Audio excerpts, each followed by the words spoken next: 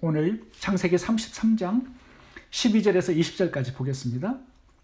오늘 본문에는 야곱의 약복강 기도와 승리 이후에 야곱의 실수가 두 가지 나옵니다. 야곱의 실수를 통해서 우리들에게 주시는 교훈이 무엇인지 두 가지로 살펴보겠습니다. 첫 번째는 방종하지 말라는 것입니다. 오늘 본문은 야곱이 약복강 기도를 끝내고 형 에서와 화해를 한 후에 야곱이 어느 곳을 갔는지를 알려주고 있습니다. 야곱의 목적지를 알려주는 거죠. 야곱이 형 에서와 헤어진 후에 향한 곳은 숫곳이었습니다. 이 숫곳까지 간 이유는 그곳에 요단강이 있어요. 물이 풍부하기 때문에 또 강변의 목초지대가 펼쳐져 있기 때문에 가축들도 안식을 취할 수 있는 장소로 적합했기 때문입니다. 이제 야곱이 숫곳에서 심을 가진 후에 이제 최종 목적지가 어딘가 보았더니 세겜 땅입니다. 17절부터 읽어보겠습니다. 야곱은 숫곳에 이르러 자기를 위하여 집을 짓고 짐승을 위하여 우릿간을 지은 고로 그 땅 이름을 숫곳이라 불렀더라. 야곱이 밧단 아람에서부터 평안히 가나안 땅 세겜성에 이르러 성 앞에 그 장막을 치고 그 장막 친 밭을 세겜의 아비 하몰의 아들들의 손에서 은 100개로 사고, 이제 숫곳에서 세겜으로 갔죠. 근데 이제 이 세겜에 야곱이 오래 머뭅니다. 세겜에서 남쪽으로 좀 가면은 20년 전에 하나님께 서원 기도를 드렸던 베델이 나옵니다. 그리고 베델에서 좀 더 내려가면 아버지 이삭이 기다리고 있는 헤브론 땅에 나옵니다.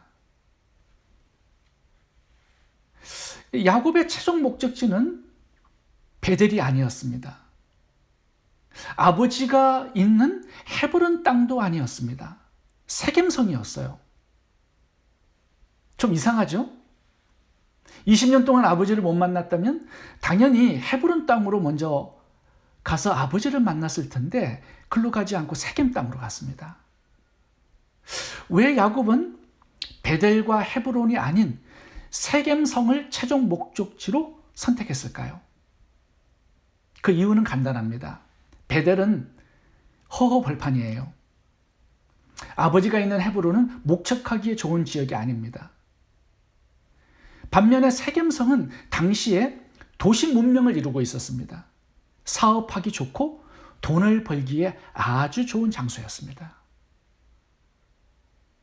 그래서 야곱은 눈에 보기에 좋은 장소였던 세겜 성읍에 장막을 쳤습니다.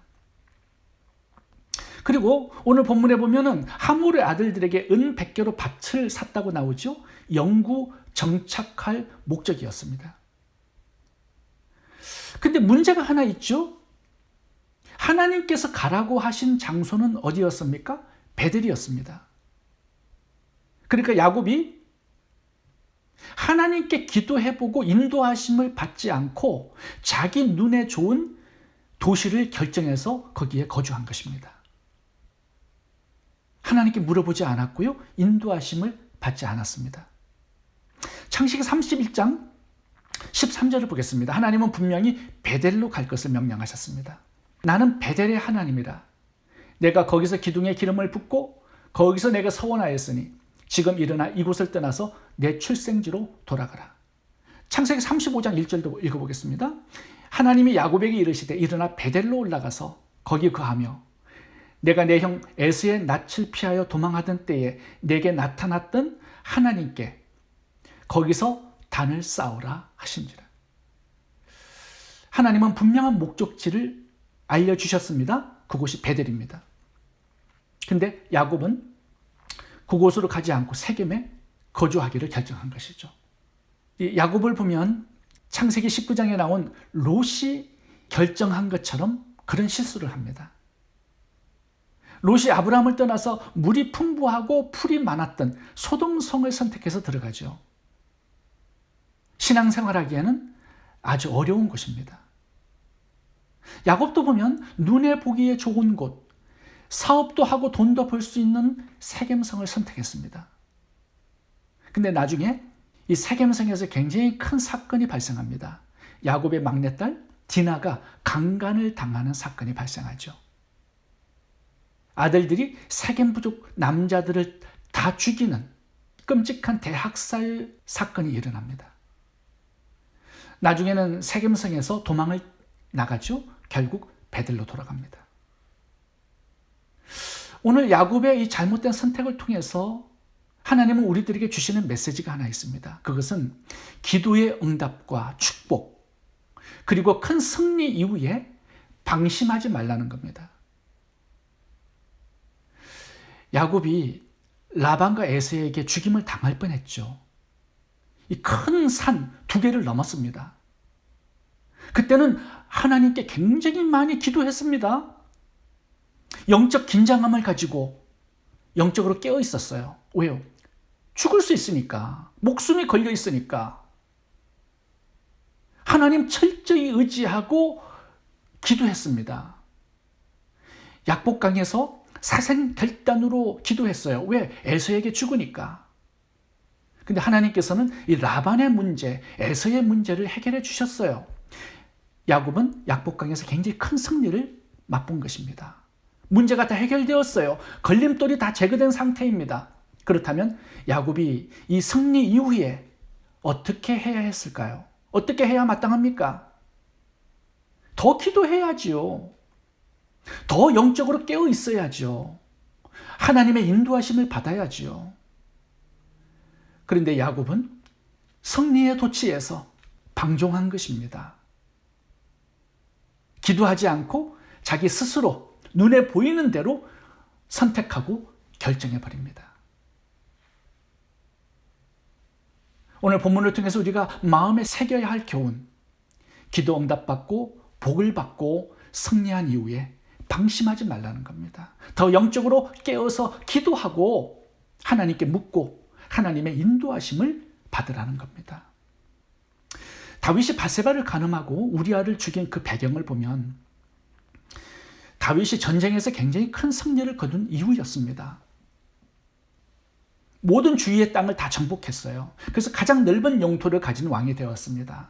이제 정복할 땅이 더 없어요. 그러니까 작은 전쟁들은 부하들에게 맡깁니다. 다윗은 늦잠 자고 일어나서 성을 한가히 산책하다가 마귀의 유혹에 걸렸던 것이죠. 복받은 이후에, 기도 응답 받은 이후에, 승리 이후에 더 많이 기도하고 더 많이 하나님을 바라보고 의지하고 하나님의 인도하심을 받아야 한다는 겁니다. 제가 아는 성도님 중에 40일 금식 기도를 하신 분이 있습니다. 이분은 기도원에 자주 올라가요. 21일 다니엘 철야도 이렇게 하시면서 내려옵니다. 근데 그분의 삶을 보면요, 문제가 끊이지 않아요. 이상하게. 부부 관계도 좋지 않고요. 신앙생활도 잘하지 않습니다. 그냥 문제가 생기면 기도원에 올라가서 응답받고 내려오는 거예요. 중요한 것은 한 번 큰 사건을 해결하는 게 중요한 게 아니라 매일의 삶에서 하나님과 교제하고 동행하고 하나님의 인도하심을 받는 것입니다. 한 차례의 큰 승리보다 더 중요한 것은 매일 아침 저녁으로 기도하면서 하나님과 교제하고 하나님의 인도하심을 받는 거예요. 어떤 성도님은 새벽 기도에 열심히 나오다가 자신의 문제가 해결되면 더 이상 새벽 기도에 나오지 않습니다. 어떤 큰 문제 하나 해결받는 것보다 더 중요한 것은요, 매일마다 지속적으로 하나님과 교제를 나누는 거예요. 하나님의 음성을 듣고 하나님의 인도하심을 받는 겁니다. 그러니까 신앙에는 이 지속성이 필요해요. 이것이 지속적인 승리의 비결입니다. 두 번째 교훈은 형식적인 예배를 드리지 말라는 것입니다. 오늘 본문의 야곱은 모든 것을 다 자신이 결정을 합니다. 하나님께 묻고 기도하고 인도하심을 받지 않아요. 그래서 세겜 땅으로 들어갑니다. 그런데 그곳에서 예배를 하는 장면이 나오죠. 그곳에서 예배하고 이름을 엘렐 로헤이 이스라엘이라고 불렀습니다. 그 예배의 장소가 세겜이라고 나와 있습니다. 18절 읽어보겠습니다. 야곱이 받던 아람에서부터 평안히 가나안 땅 세겜성에 이르러 그 성 앞에 장막을 치고 거기 단을 쌓고 그 이름을 엘렐로헤이 스라일이라 하였더라. 지금 예배를 드린 장소를 기록해 놓았습니다. 세겜성이에요. 그런데 하나님은 어디에서 단을 쌓고 예배하라고 말씀하셨죠? 베델입니다.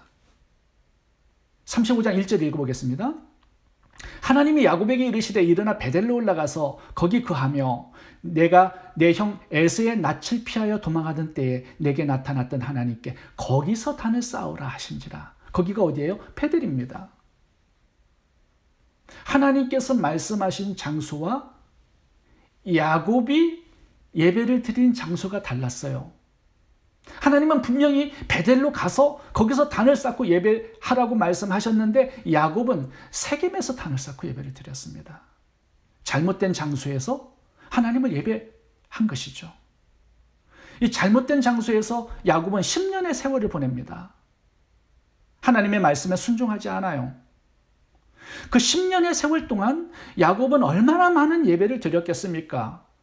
이스라엘 백성들에게 조속으로 아침 저녁으로 예배를 드리라고 명령을 했는데요. 참 많은 예배가 진행되었을 겁니다. 근데 그 많은 예배가 하나님께서 받으시고 하나님께서 기뻐하신 예배가 되었을까요? 아니죠. 하나님의 뜻과는 정반대로 살면서 예배만 드리고 있는 겁니다. 야곱은. 잘못된 것이죠. 예배 드리면서 야곱은 성도로서의 의무를 다했으니까 하나님이 내 앞길을 인도하시고 복을 주실 거라고 생각을 했을 겁니다. 근데 거기서 어떤 일이 발생해요? 딸 디나가 강간을 당해요. 자식들은 세겜 부족 사람들을 다 죽이고 살인자가 되고요. 밤에 몰래 그 성을 도망 나와야 하는 그런 상황이 발생한 것입니다. 우리도 매 주일마다 야곱과 같은 예배를 드릴 수 있습니다. 하나님께 묻지 않고 자기 마음대로 모든 것을 다 결정하고 하나님의 말씀과는 정반대로 살면서 주일에 나와서 1시간 예배 드리고 나의 할 일을 다 했으니 하나님께서 복을 주시고 내 앞길을 인도해 주실 거야. 그렇게 믿는 사람들 많습니다. 6일 동안의 삶은 엉망이고요. 자기 마음대로 뜻대로 자기가 주인 되어서 살아가고요. 주일 1시간 나와서 예배 드리고 하나님께서 우리의 예배를 받으셨다라고 생각하고 그렇게 믿는 사람들 많습니다. 그런데 그렇게 되지 않는다라는 거죠. 예배보다 더 중요한 것은 하나님의 말씀을 따라 뜻대로 사는 것입니다. 이 삶이 바로 예배예요. 하나님이 가라고 하신 그곳에 가서 예배를 드리고 하나님이 하라고 하신 그 일을 하면서 예배를 드려야 그것이 참된 예배가 되는 것입니다. 가인도 예배를 드렸습니다. 근데 하나님은 받지 않았어요. 이스라엘 백성들도 삶에서 범죄하면서 예배 많이 드렸습니다. 바벨론 포로로 끌려가기 전까지, 나라가 망하기 전까지 예배를 철저하게 잘 드렸습니다. 신약의 바리새인 서기관 제사장들을 봐보세요. 예배 아주 철저하게 드렸습니다. 근데 그들은 하나님과 상관없는 사람들이었어요. 예배자들이 아니었습니다. 예배자가 아닌 사람이 드리는 헌금, 드리는 시간, 찬양과 기도를 하나님께서 받으시겠습니까? 아니죠.